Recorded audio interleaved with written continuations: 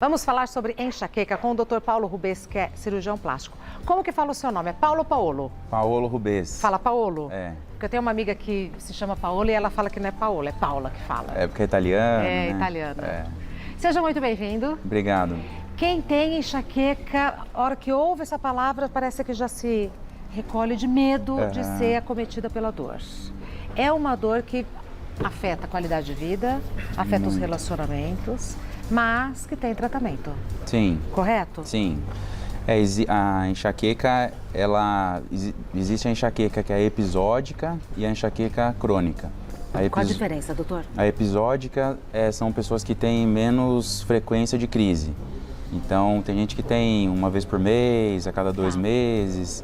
Enxaqueca crônica são pessoas que têm mais de 15 dias de dor por mês. E aí, nesses casos, o impacto social para a pessoa, até econômico, é imenso. 15 dias com dor. Tem gente que tem dor todos os dias. E então é muito comum pessoas que já fizeram uso de todas as medicações possíveis, não melhora. Até o uso excessivo de analgésico para dor Piora. Pode desencadear um tipo de cefaleia também, de dor de cabeça.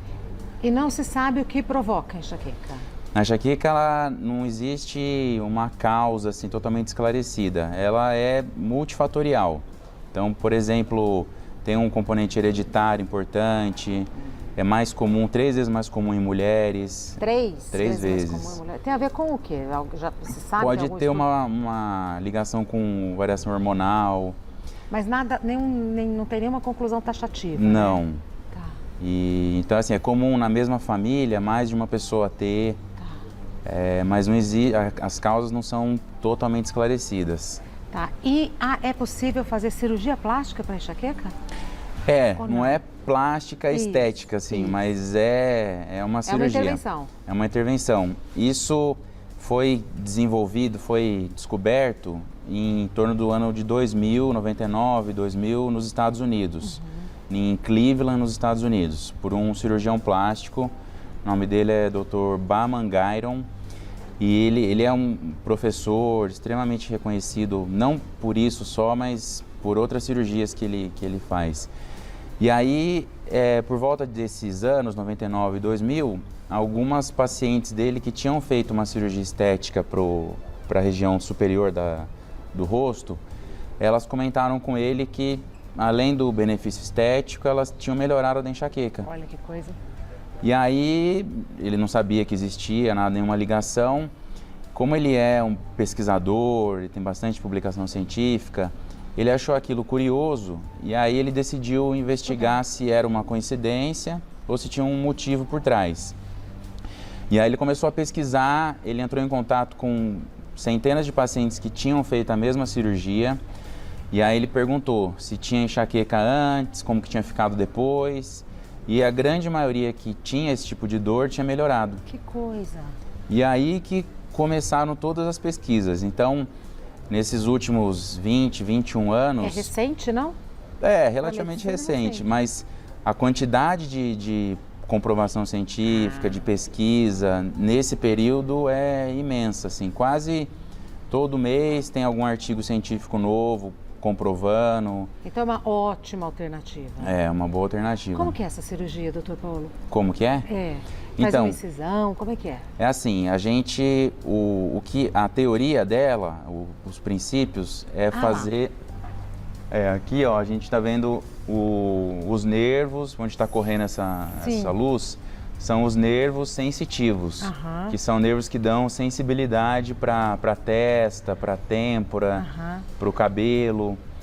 E aí a teoria é que esses nervos, ao longo do trajeto deles, eles podem sofrer algum ponto de compressão. Então, por exemplo, tem outras patologias de dor no corpo que é o mesmo princípio. Existe um quadro que chama Síndrome do Túnel de Carpo, você já ouviu falar? Já. Que são pessoas que têm dor, têm formigamento na mão. Pianista tem. Isso. E daí, isso é pela compressão que sofre aqui no punho, do nervo que passa e da sensibilidade para a mão. Então, existem alguns tratamentos clínicos menos invasivos. É pela pálpebra ou é assim? É pela pálpebra. Esse é um dos tipos. Existem 7 tipos diferentes, porque vai depender de qual nervo que a pessoa precisa tratar. Então, precisa identificar qual é o nervo, a partir daí... Ah, que interessante. Então, o princípio é esse, de que é o mesmo da síndrome do túnel do carpo, que ao longo do trajeto dos nervos, eles podem sofrer compressão e isso desencadeia a dor. Então, o importante, até para a cirurgia, é que o paciente ele consiga dizer aonde dói. Não vai ter um exame específico que vai mostrar. Então, é o paciente que vai indicar. Mas assim, a grande maioria deles, como tem uma frequência grande de dor há muitos anos, sabe? Na hora.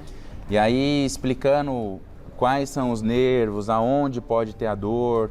Então, pode ser nessa região, aquela imagem da pálpebra estava mostrando esses nervos que a gente tem aqui. Tá.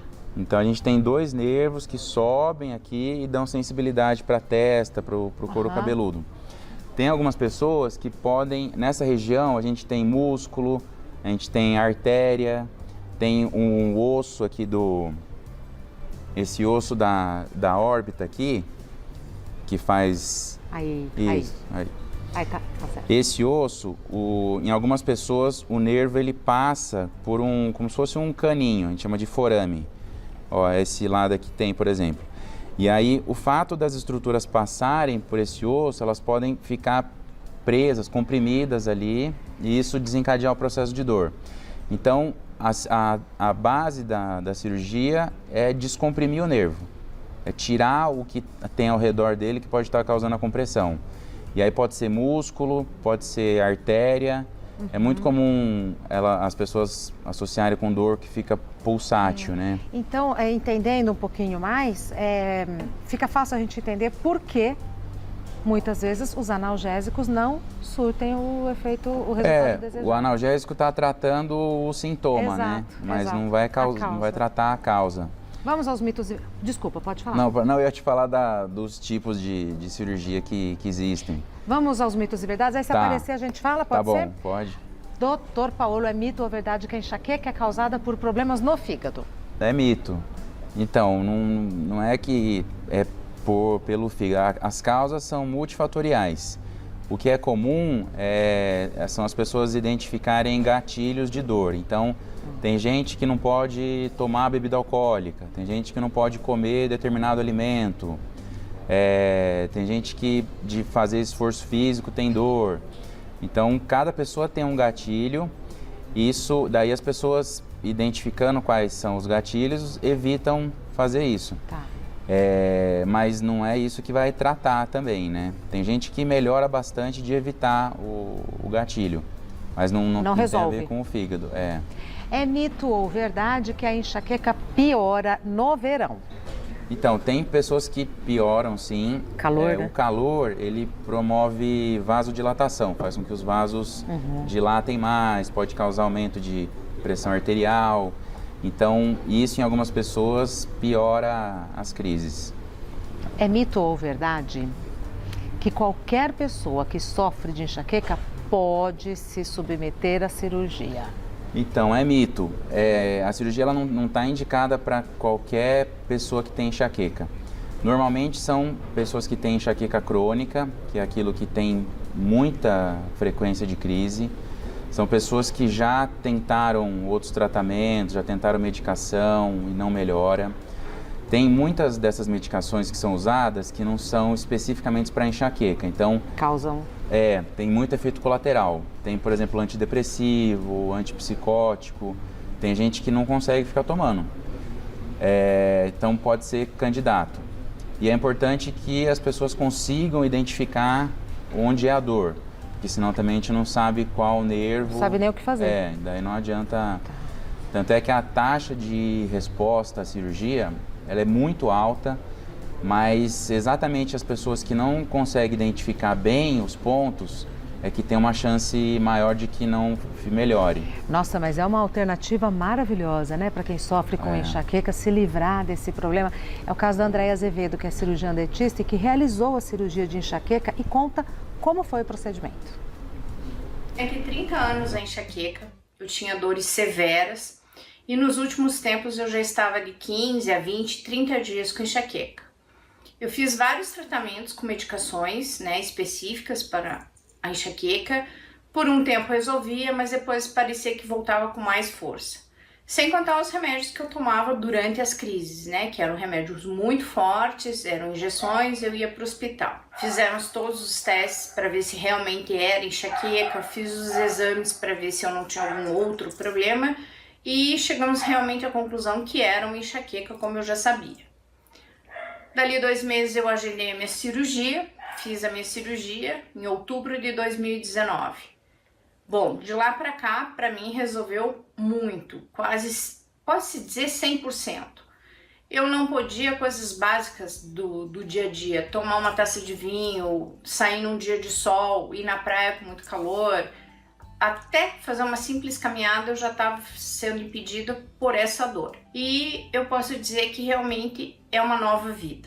Hoje eu posso fazer as coisas básicas, eu posso fazer tudo que eu não fazia e também eu posso não ficar com medo da dor, porque eu já estava num ponto que eu tinha medo de dormir, porque eu ia dormir e acordava com enxaqueca. E para quem ainda fica na dúvida, você nunca mais teve dor? Enxaqueca, eu nunca mais tive. O que acontece hoje por algum assunto ou outro? Eu posso ter uma dor de cabeça que passa com um medicamento normal e não um medicamento forte. Então, coisa que eu não conhecia mais. Então, eu digo assim, para mim foi esse link, foi muito bom. Nossa, muito obrigada pelo seu depoimento. Não consigo imaginar essa moça vivendo 30 anos com dor. E a alegria, ela falou, enxaqueca eu não tive mais. Alívio. Tem muita gente que é como ela, assim, 20, 30 anos. E aí, você tinha falado, acaba que é um impacto para a pessoa e para quem convive junto com a família. Sem dúvida, para os filhos. Para os filhos, marido. É comum, assim, o paciente falar que não consegue se programar, por exemplo, quer fazer uma viagem porque não sabe se vai ter crise. Já aconteceu de paciente falar que estava com tudo pronto, marcado, começou a ter dor na véspera, não conseguiu viajar. Então impacta em detalhes assim da vida da pessoa. Ela com medo de dormir, imagina. Vamos às perguntas? E aí, se surgir a oportunidade e o doutor quiser detalhar os outros tipos de cirurgia, fica à vontade. A primeira pergunta é da Letícia. Eu tenho cefaleia em salvas. A cirurgia pode ser uma saída para mim? Sofro com dores horríveis. O que é cefaleia em salvas? A cefaleia em salva é um tipo de dor de cabeça muito intensa, que as pessoas têm. É uma dor assim bem súbita, pode chegar até no rosto, mas a cirurgia não é especificamente para isso. Então não se aplica. Não vale a pena. Tá. A próxima pergunta da Karina. A cirurgia acaba definitivamente com a dor? Pode acabar, como foi o caso da Andrea, né? Então, o que as pesquisas mostram ao longo desses 21 anos, as publicações elas mostram assim, das pessoas que foram submetidas à cirurgia, o que os pesquisadores costumam avaliar é a frequência das crises, a intensidade, numa escala assim, de 0 a 10, e a duração das crises. E aí costumam comparar a pessoa antes da cirurgia e depois. Então, do que tem de comprovação científica, em torno de 80% a 90%, tem trabalho até do Dr. Garon que mostra 92% das pessoas que operaram tiveram sucesso. O sucesso... Alto índice. É, muito alto. O sucesso é definido como uma melhora de pelo menos metade desses sintomas. Sim. E aí, desse grupo que teve sucesso, em torno de 30%, 40% tem melhora completa da dor. Então a pessoa ela pode ser que ela tenha um alívio, mas ainda tenha dor, mas por exemplo, é uma frequência menor, é uma dor menos forte. Mais suportável. Mais suportável, toma um remédio mais leve e melhora. E tem também uma porcentagem de paciente, como em qualquer tratamento, que acha que não mudou, acha que não se beneficiou. Os trabalhos atuais, as pesquisas atuais, elas têm sido em direção assim a buscar a indicação cada vez mais precisa para diminuir cada vez mais a taxa de pessoa que Insatisfeita acha com que o não resultado. melhorou. Então, doutor, como é que é a recuperação dessa cirurgia? Então, a recuperação, aí volta naquele assunto dos tipos. Vai depender de qual tipo que a pessoa, qual tipo de cirurgia que fez. E aí vai depender de qual nervo que é acometido. Então, tem os nervos dessa região frontal aqui. Na região da têmpora tem 2 nervos principais. Na nuca a gente tem um nervo que é mais na lateral da nuca e outros mais... aqui, ó. São nervos que são mais próximos do centro da nuca. Tá. E esse pontilhado é onde é feita a incisão. E tem algumas pessoas que têm dor em uns pontos específicos da cabeça, assim, eles conseguem precisar bem o lugar. E algumas pessoas têm um tipo de dor que é no olho, que é atrás do olho, que normalmente tem a ver com alterações de dentro do nariz. E aí essa cirurgia é como uma cirurgia de desvio de septo, de carne esponjosa, porque a mucosa que reveste o nariz por dentro, ela sofre a inervação do mesmo nervo que inerva a face. Então, as pessoas que têm genética para ter enxaqueca, elas podem ter algumas alterações do nariz que fazem com que estimule esses nervos e cause dor. Normalmente, existem algumas dessas cirurgias que a gente tem que fazer no hospital com anestesia geral e tem algumas que a gente consegue fazer com anestesia local até na clínica. Tem alguns tipos, por exemplo, quem tem dor aqui na têmpora, que normalmente associa com bem no ponto em que pulsa. Que é o clássico, né? Isso, é o clássico aqui, que comprime. É. Esse tipo de dor, a gente faz uma incisãozinha pequena, bem em cima da onde é o ponto de dor. E coisa de 15 minutos, opera e a pessoa vai para casa. É comum que não tenha só um ponto.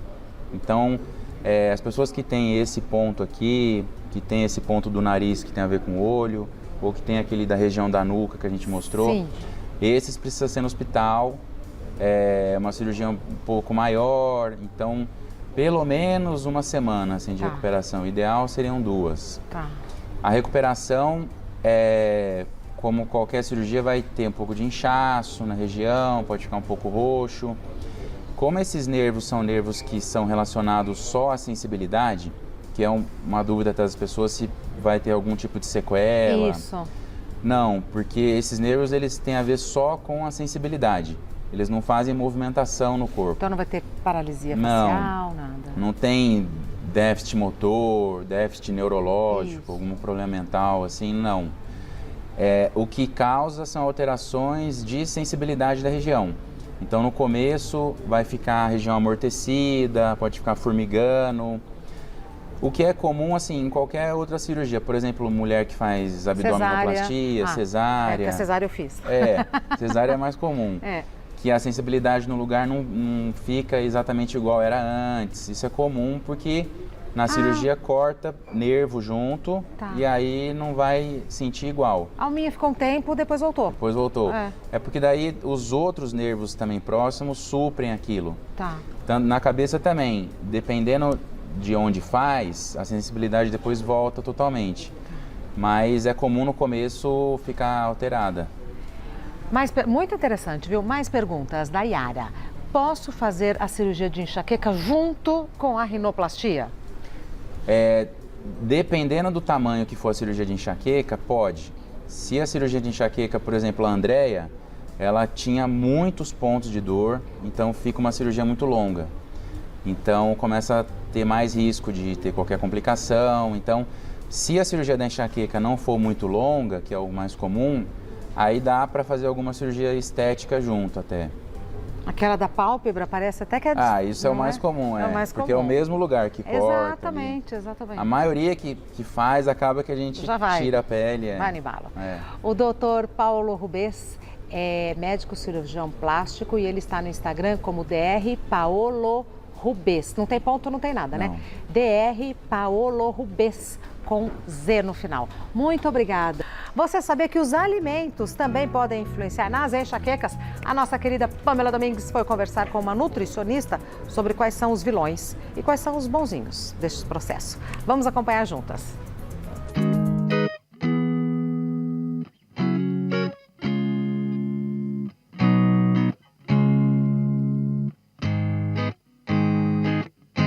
nossa alimentação tem ligação direta com a nossa saúde e essa máxima vale também para a enxaqueca.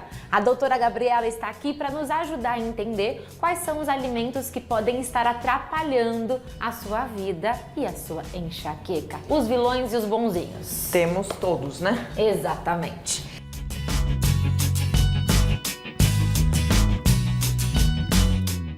Cafeína, muito se fala, né? Sim. Ai, tô com dor de cabeça, toma um cafezinho que passa. Sim. A cafeína ajuda mesmo? Então, teor de tolerância é muito importante. A gente tem às vezes o café e a gente também tem os refrigerantes que são adicionados de cafeína, né? Sabor cola.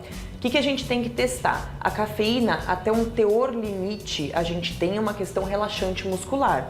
Então pode ser que necessariamente para algumas pessoas ela seja relaxante, mas a cafeína ela é neurotóxica, vamos pensar assim, ela é neuroestimulante. Então as pessoas podem ficar um pouco mais ligadas. Então para limiar de dor mais baixo, então aquela pessoa que não aguenta a dor muito tempo, a cafeína pode ser um vilão. E a gordura? Tá, gorduras boas são extremamente bem-vindas, né? Então a gente tá falando de peixes mais gordos, grãos, oleaginosas, então castanha, amendoim são super bem-vindas, porque elas contêm ômega 3. No ômega 3, que a gente tem dois óleos essenciais dentro, que é o EPA e o DHA. Eles são responsáveis pela diminuição do teor de dor. Então a gente consegue diminuir essa inflamação. Bebida alcoólica? Bebida alcoólica é ruim, vamos falar que é um vilão, infelizmente, né? Porque o pessoal às vezes usa o vinho para uma válvula de escape. A gente está falando das bebidas alcoólicas que são neurotóxicas também. Elas são vasoativas. O que é isso? Elas aumentam o calibre da nossa vasodilatação, ou seja, aumentam o linear de dor desse organismo. E o leite e os derivados do leite? Tá, o leite ele é mucogênico, ou seja, o que é isso? Ele libera prostaglandina no nosso organismo, que são enzimas inflamatórias, então teoricamente pode ser pior para o nosso organismo, mas vale testar, ter o linear de dor, para cada pessoa é importante fazer o teste. E alimentos instantâneos, como esse macarrão, né, que vem com um pozinho, que só de olhar a gente já imagina que isso não faz bem à saúde, ou então esses caldos que trazem sabor para o alimento, eles não fazem bem para a saúde. Isso inclui a enxaqueca, né? Com certeza. Vamos pensar que eles têm um derivado chamado glutamato monossódico. Isso é muito importante para o pessoal que está em casa conseguir ler o rótulo. O glutamato monossódico, ele é neurotóxico, ou seja, ele causa uma excitação do sistema nervoso em excesso. Outra coisa, ele possui sódio em excesso também. Sódio em excesso, questão de desidratação, como a gente tem no caso da cerveja, a gente não consegue ter um composto que alivia a nossa dor, né? Então é muito válido para o pessoal de casa, não só para os macarrões, por exemplo, instantâneos, essas coisas, os biscoitos, os bolinhos industrializados, salgadinho, bolachas recheadas, sempre dá uma olhada. No centro da mesa nós temos o chocolate. Muito se fala sobre o chocolate, né? Bem e mal. Sim. Ele faz bem ou mal para enxaqueca? Muito importante saber o quanto que está consumindo. Eu acho que assim, a gente tem que orientar, a gente colocou diversas coisas aqui, muito interessante que o pessoal de casa ele fixe em questão disso, mas é muito importante que ele saiba o seu linear de dor. O chocolate ele é fonte de leite, que a gente havia comentado que tem a tirosina, que eventualmente causa essa inflamação. Mas ao mesmo tempo ele tem um antioxidante chamado epicatequina galato, que é o que a gente tem no chá verde, que ajuda provavelmente a questão do linear de dor. É uma das coisas que a gente também tem na canela. A gente tem em todos os alimentos, inclusive no café, pela questão amarga do alimento. Então é muito interessante testar. Quanto mais amargo esse chocolate, melhor e menos tóxico, menos realmente inflamação no nosso organismo vai causar. E chegamos na parte dos alimentos do bem e só de olhar a gente vê que a comida é de verdade, né? Sim, dá uma sutil diferença, né? Sutil diferença, são alimentos que a gente busca na natureza, Sim. São alimentos que eles não têm uma lista grande Sim. de tabela nutricional ou várias letrinhas pequenininhas, né, descrevendo o que há na embalagem. Alguns deles nem embalagem tem. Com certeza. O que temos aqui? Vamos pensar, a gente tem carboidratos e fontes de fibra, que é o caso da aveia, o caso do arroz. Tem a questão chamada triptofano, que é um aminoácido que ele faz parte da nossa cascata relaxante. Então, outros alimentos que a gente, por exemplo, a gente tem todas as proteínas de origem animal, então sardinha, atum, peito de frango, todos a gente possui, e algumas frutas também. Então a gente tem no abacate, a gente tem na banana, que são super interessantes. Então, de um modo geral, alimentos saudáveis aliviam os sintomas da enxaqueca, mas isso também é individual. Com certeza, vão ter pessoas que não vão responder com certeza com esses alimentos que a gente está colocando, mas o importante é a gente vibrar com essas cores, né? Então são alimentos que são coloridos e os alimentos coloridos levam consigo uma taxa de anti-inflamatório muito grande, né? Então uma alimentação saudável de fato, ela leva consecutivamente uma diminuição de dor sistêmica, que é o caso da enxaqueca. Muito obrigada, doutora. Imagina.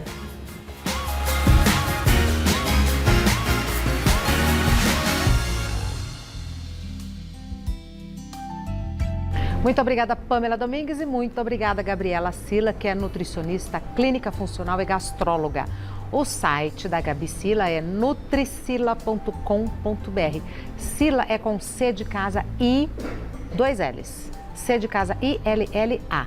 Nutricila.com.br e no Instagram, @Nutricila.